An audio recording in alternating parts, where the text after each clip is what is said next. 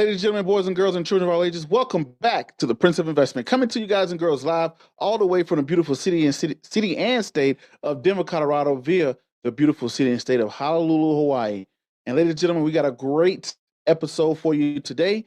As you can already see in the description box, and as you already can see, well, wherever you probably saw it in the listing and everything else like that, we're going to be talking about home prices and will they go down?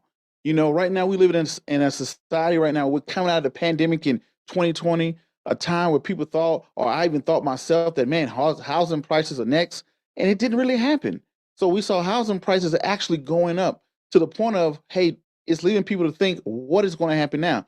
So we live in a very low interest rate society, and you also know we live in a low interest rate society and a supply and demand crunch, especially here in Hawaii and other places around the country, leaving many people to wonder who already own homes. Are we at the top of the housing market? Are we at the bottom of the housing market? What should I do? So without further ado, I'm going to bring my very, very special guest here today. He's right here in Denver with me. Delroy, how you doing? I'm good, man. Thank you for having me. It's an honor to be here. Okay, thank you. Definitely thank you for being on. Now okay, I kind of butchered your introduction there. He is a real estate expert. He's a real estate agent here in Denver, Colorado. So, without further ado, I know he can tell you more about himself than I can. So, Delroy, tell people about yourself. Yeah, I mean, you set me up there. You're saying I'm an expert, so I better make sure I come with some good information now. But yeah, I've been in residential real estate for about 14 years. Moved to Denver, Colorado about 20 years ago. And, like you said, kind of on that intro there, lived through the recession that happened, which was the housing market crash. And was firsthand in the mix and in the real estate business at that time to now be here and hustling and bustling. And I primarily focus on luxury real estate, so the high end $1 million plus price range. But I work with anyone, so I see kind of all sides of what's happening day to day in real estate, kind of boots on the ground. And I just saw you. Did you just sell a house for like 1.2, 1.3 million or something like that? We was out there kind of stalking you a little bit. Did you just sell a house for like 1.2, 1.3 Yeah, million? 1.3, 1.375 went on the market at 1.325. So 50, almost 50 plus $1,000 above the advertised price point. And the prior house that sold in that same row of homes sold for 1.2 just last year, December. So massive price increase, and we have a happy client. I bet. I got to ask you this question, right? We live in this low interest rate society. Mortgage rates are, I want to say that national average is around about 3%, but you're seeing people get about 2% on mortgages. 2%, 3% is very doable in this current economy. You're seeing houses just flying off of the market, especially out here in the Denver, Colorado area. Equity is just building up. What do you think? Do you think this is at a peak? You think is this overpriced? What do you got to say? What is the next state of real estate? You would say? Yeah, I mean, if we go back for a second and just look at prior to the pandemic and when it first crept in, I did have that exact thought that you said, which is this back? Are we back in 2009? Is this about to be a crash? Oh my goodness! Like I had that gut check and instinct myself, and really, really started thinking that for a moment. But then I took a moment to kind of step outside of just that feeling because a lot of this stuff that happens is just a feeling. And then when I started looking at the data and what was happening in the marketplace, as soon as we came out of that initial lockdown, everyone had a mindset of, I need to move, I need more space. Housing is the most important thing to me, and I really need to make a decision. So people started getting out and moving and buying. And some people said, now just stay. So the supply and demand issue started right there at that crux of that moment, and it really started shaping things. And like you said, the low interest rates were really pushing the buyers to say, I want something. But the initial past 2 years prior to this of the equity gain made a lot of people say, maybe I'll sell, maybe I won't. So we're at that middle ground of buyers versus sellers. And then the sellers ultimately won that war, as we can see in the market today. Hmm. Okay. Now you just spoke about you thought just like I did when you saw the pandemic. and you saw, oh, I was like, hey, housing is next. People are losing their jobs, things like that. Now I have to ask you the question: what do you think is next in real estate? What's next? Yeah, so to analyze that, we have to really look at the data. The data basically says, on average, we have anywhere from 3 to 5 million homes on average across the country, right, in the USA on the market at one time. Currently, we sit at around 300,000 active homes for sale.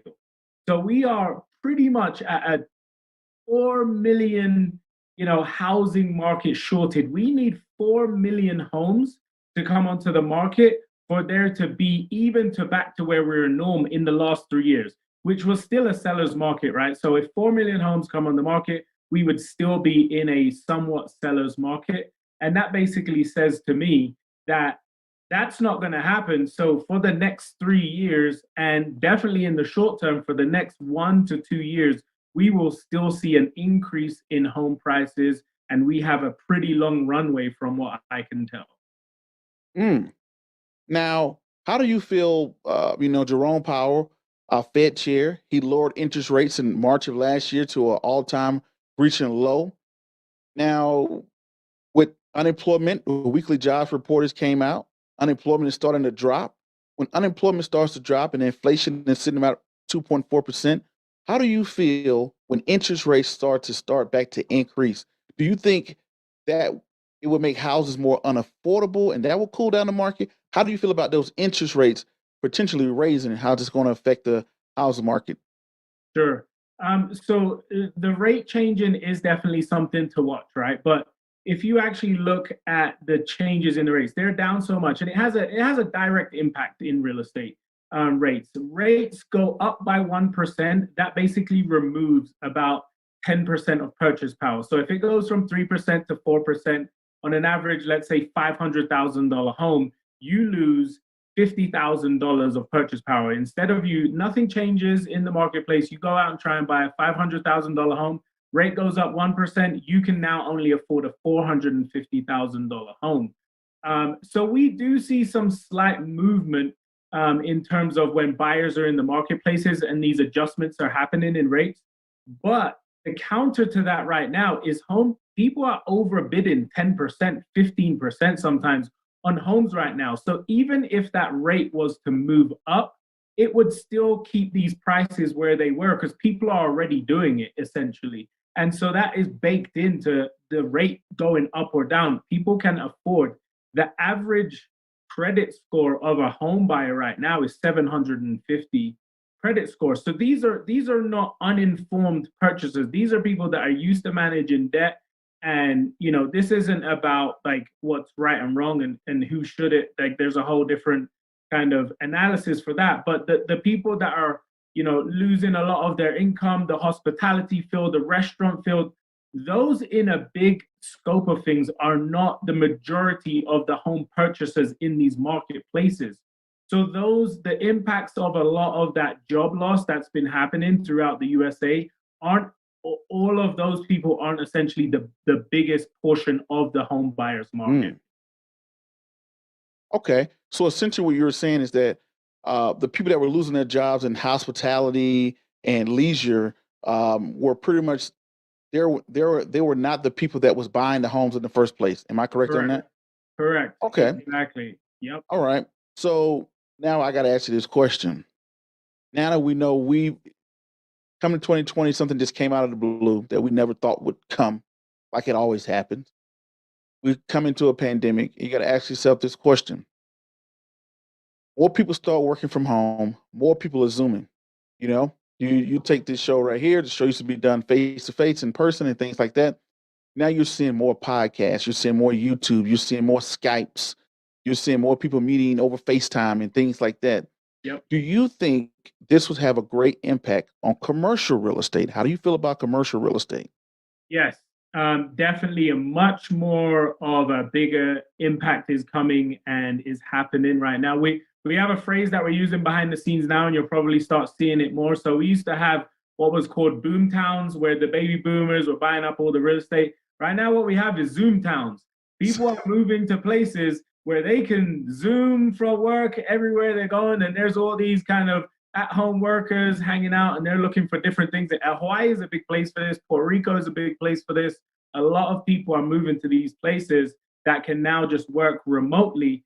So office space is either going to be repurposed into different uses that, who knows what that's going to be. I'm hearing, like in Denver right now, where my market is, there's commercial space. Basically, a company is being built to have it almost an Airbnb for commercial space, right? So you could go and use the commercial space, have the entire office for the day, and then leave again for bigger corporate meetings and stuff like that. So people are going to have to figure out new use for it. But overall, right now, commercial space is cheap. If you're in the market and you're looking for a building before, you probably can negotiate pretty hard and get a good deal.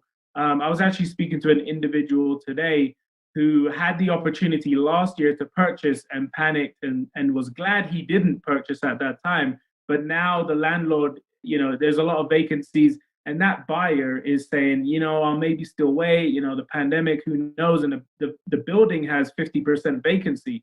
I told him, buddy, go and negotiate that deal and purchase it now, because in 3 years, like you said, nobody knows. You can't predict this, right? In 3 years, it could all come back. There could be new uses. There could be different ways that people operate. So again, like stocks, you're heavy into the stock game, but when everybody's running this way, you've got to go that way. You always need to, go opposite against the grain. So find the opportunity in the commercial space and make sure you have a use for it. I get that. Be greedy when others are fearful, but be fearful when others are greedy. Hashtag shouts out to Warren Buffett for that. Yep. But I can see what you're saying. You're saying that commercial real estate has to be repurposed, things like that. Now, what do you say to the person? Majority of people that listen and tune in to this show is somewhere between 20 to 30, and they're right in that time of buying a house. Would you tell them, what advice would you give them if they're saying, hey, I don't know, is this the right time? Is it a good time? What would you tell that person? Yes, 100% yes. And it is the right time to purchase a home if you can afford it and you're not over leveraging yourself. Those are the main things. If you can afford this market right now and you're not over leveraging yourself, go ahead and do the purchase. And I tell my clients this story. When I bought my first ever property, I bought my home in 2008. And at that time, it was the peak of the real estate market. I paid $235,000 for that property. And literally within 3 months, the homes around it were selling for $190 down to some of them $170,000. So I went through that struggle, obviously, and kept a hold of that property. Still own that property till this day. The main thing is, can you afford it, right? Now that exact same property today is probably worth $600,000. So every single time. I want to stop you there for a second. Go ahead. Now you paid $235 for it. Yep. Now it's worth $600. Yep. How much do you owe on it now? I owe like $120. Nice. Yeah. I didn't refinance. I've never refinanced it. I just paid and just kept it. Let's give you a round of applause for that. Definitely. But Delroy, what we're going to do, ladies and gentlemen, I want you guys and girls to stay tuned. We're going to take a quick break, and I mean a very quick break. And after the break, we're going to talk about land, another golden goose of real estate, and whether you should be buying, holding, or selling. So y'all keep it locked right here. We'll be right back.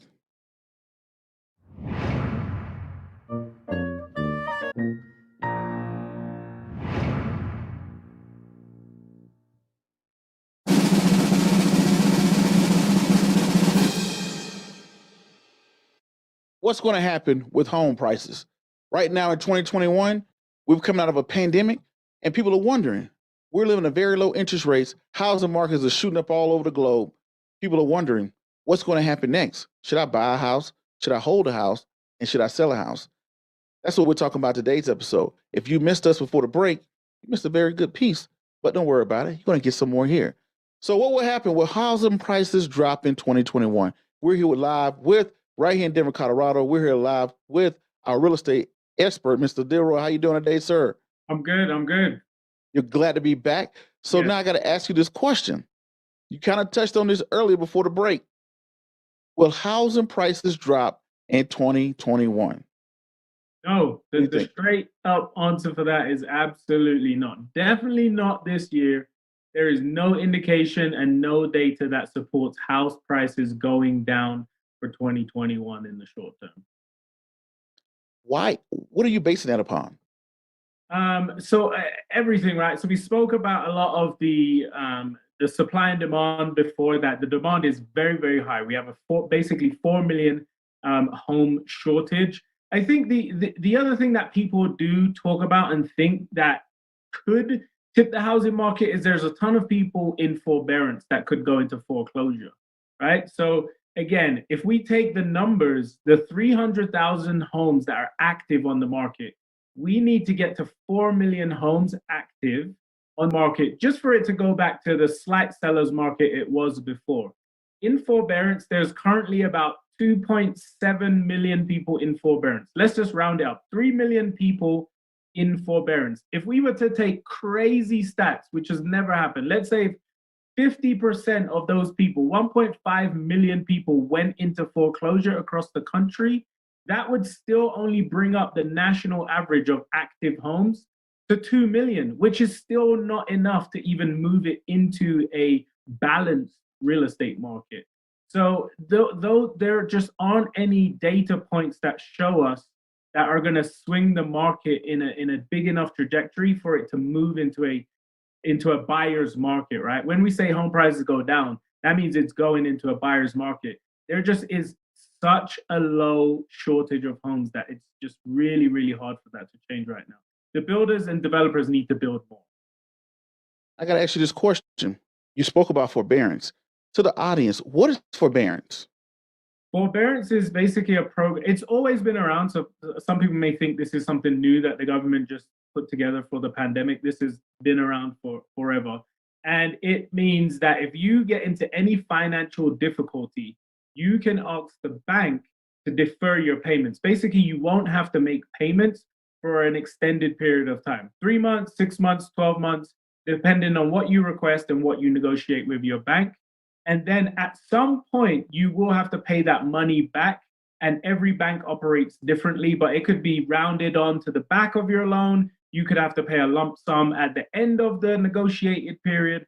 So the forbearance is a time where they're forgiving that loan for a short period of time, but you will have to repay it. Okay. Now I want to ask you this question. We talked about commercial real estate. We even talked about residential real estate.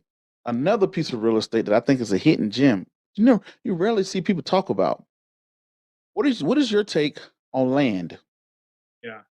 Land is definitely always a good asset to purchase. If you can find it in urban settings, in closer town, even better. I think one of the things, because there's a lot of things in general, the thought process would be land values have gone up over time, and it just depends on where the land is located upon how quickly it will go up. Meaning, is it in a state that has a lot of people moving there? How rapidly will they need use for the land? But I think something that people don't speak about is in areas where there are, let's say, there's new builds and movement happening in a community, and developers are coming in, and neighborhoods are getting gentrified. And a lot of the times right now, sometimes in communities, people feel like I'm going to hold on to this house. I'm not selling it. And there is a land value there no matter what, right? And that land is always going to go up in value. So, two pieces. Big box developers do what's called land banking. So if you even in a city environment, sometimes you go out a little bit outside the city, you see cows and stuff walking around on land. That's owned by someone more than likely, and they have cows on there so they can save some money on paying taxes. Because as soon as they are going to develop on it, they are going to get hit with a whammy and change from agricultural land to development land, and have to get paid. So that's why they keep it there. On an individual, if you are just a homeowner and you're trying to basically land bank in your home, it doesn't work the same way, because what happens the longer you hold on, once there's a ton of gentrification and new builds and different homes going up in that neighborhood, the home price actually decreases as the land value is going up. And homes increase in value quicker than land. So the longer you hold it, the less money you will actually receive. Mm. for that property. So it's just a good thing for people to understand that and think that, and don't think I'm holding on to this nugget because they want the house. Realistically, the people are buying it for land value at that point. Nice, good point there. Now I got to ask this question: which one would you choose right now? You walk into real estate as an investor: commercial, land, or residential? Oh man, come on! I'm a real estate guy. This is a tough question. Oh I know. man. Hey, how we're gonna do it. We got to ask you the tough questions. Okay, I think I would go if I was an investor, and it's going to be based on your location. I'm going to only speak on this from a Denver scenario because I'm here in Denver, Colorado. So if I was here in Denver, and what are we doing with the investment? Is this a buy and hold? Is this a flip? What are we doing with the A buy and investment? hold. So buy and hold. Okay, buy and hold. I would definitely want to purchase land within the city parameters if possible, but primarily that would be plan B. Primarily, plan A would be to purchase and hold uh, residential real estate. It would still be residential real estate for me. Got it. Okay. Now, residential. Would you say someone pick a single family home, or would somebody pick a condo, or would you choose one, or how would you look at that? Yeah, so if we're deciding between condo and single family, it's definitely single family. But if we're looking at like multifamily, like where you're buying a building and there's 4 units or 15 units, then it's going to be dependent upon the cap rate, which is basically your return on your investment year over year on there. And Denver has a very, very low cap right now. You're lucky to a good cap rate, just for the listeners, would be like an 8 or 9. That would be amazing cap on a property. Average would be 5 to 6. Right now in Denver, you're really seeing 3 to 4. So on multifamily, you're not really seeing good. And the reason being is the price, the cost of acquisition to purchase the buildings went up so high on residential multifamily that now the rent income is not as valuable anymore. So for me, I would go after single family rentals because that market is just so strong in Denver at the moment. Okay. Now I have to ask you this question: how does someone who's listened to this and they want to say, "Hey, I've seen so many people turn real estate into money and a business. How can I turn my real estate into a business?"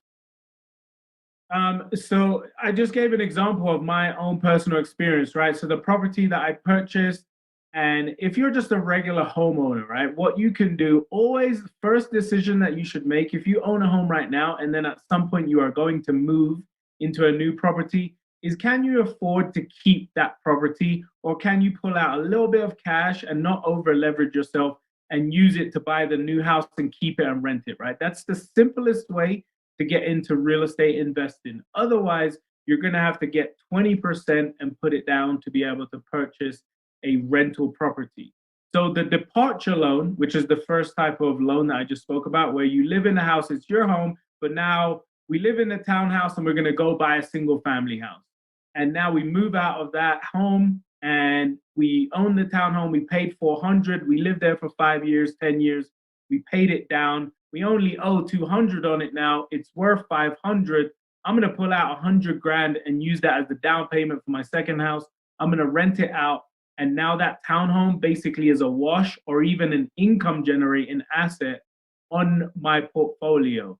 So now I've got income from the townhome and I got the cash out of it for my down payment for my new property. And now I'm a real estate investor. And now you're making money and you own a business. That house is now a business. Hmm. Okay. So essentially saying, buy your first primary residence. Then once you have that first primary residence, then try to get a second one and rent out the first one. Is what Correct. you're saying? Yep. And you can do that legally up to about 5 to 7 times Mm. before it's like, you've got too many loans and dependents. Because some people, I know there's a lot of people these days, the generation of like, I'd never own a home. I don't want to buy a home. I'm just going to, buy it and invest in it, making a business. But like once you go through the home buying experience and you're a homeowner, you just have a much more of an educated lens on how it works and how it operates. So going through that initial first purchase yourself and knowing how you kept your home and how you do it versus how a renter is going to do it is very, very different. I've seen a lot of people, partner up with people, purchase a house or try and do it themselves, try and go out of state, buy this rental property because it's only 60 grand. They're putting down minimal amount of money. And the next thing, it's a headache. The furnace goes out, the roof leaks, this happens, that happens. And now they're not making any money because they didn't really understand the scope of owning that asset in the first place. So start with yourself, because that is a business in itself. That first house, again, we're going back to that a few times, but it's just a good example for what we're talking about, is that house is now a business for me. And even when I was living there, though, you got to think just through the 11 years of ownership that I had on it, it went from 230,000 even up to 4,000. So just even in that time frame, I leveraged the house a bit, pulled out 50 grand when I wanted to do something, but paid it off, and now it's way back down again. So you can use these assets as a tool whenever you need to, if you're smart with it. The main thing is, again, don't over leverage yourself and make sure you understand the asset that you're purchasing. Okay. Delroy, I got to ask you this question, Mr. Gill. I definitely thank you for coming on today. Definitely we getting out of time, but I got to ask you this question. People who tuning in, catching this live or catch the playback, how can they get more of you? How can they follow you? Oh man, I'm an active person on social media. Definitely Instagram is probably the easiest way. I have a podcast that I run that is all about real estate. It's called Agent Daily Dose. So you can search that up, Agent Daily Dose. And then, I'm around. If you're in Denver, I'm definitely all around town, driving, showing houses, looking for deals. But definitely, if anyone wants to connect with me on Instagram, it's just my name, Delroy Gill. Connect with me there. All right. Well, ladies and gentlemen, that's going to be it for today's episode. My name is Prince Dykes. This is the Prince of Investment.